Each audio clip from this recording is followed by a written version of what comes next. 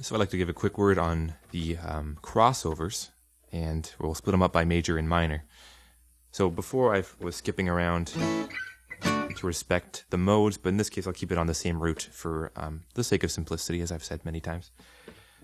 Normally with Ionian, you have a crossover from L2 to R1, and that makes up the big patterns.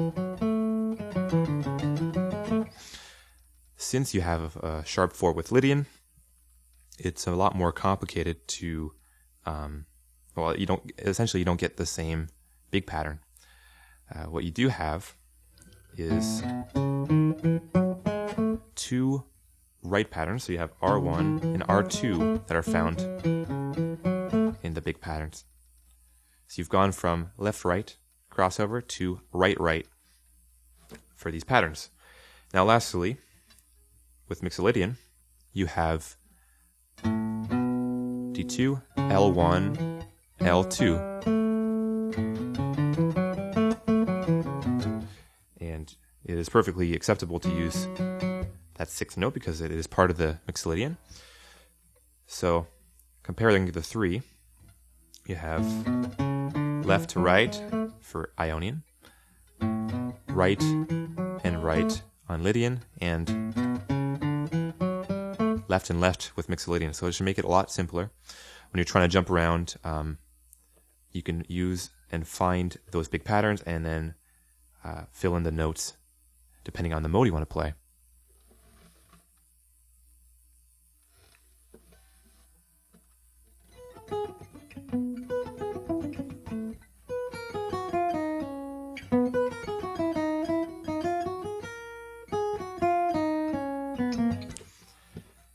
Now lastly, for the minor crossovers, or the minor big patterns, I'm going to use an A minor shape, and the big patterns are on the top.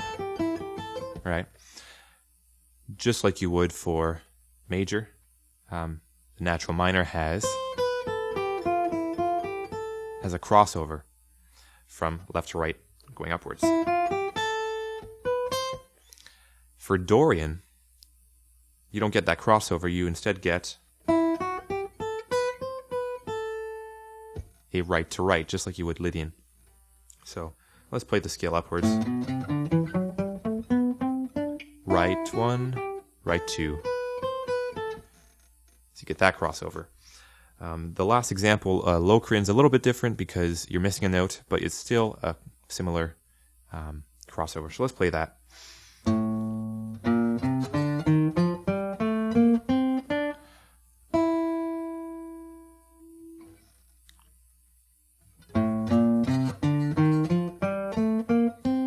Get D2 and L1. Now you don't have this note here, you only get. But since D2 and L1 use a sort of left to left crossover, this is how I refer to it. And so with Aeolian, you get a left to right. Dorian, you get a right to right. And with Locrian, you sort of get a left to left. And that's an easy way to break down the patterns and find some common ground.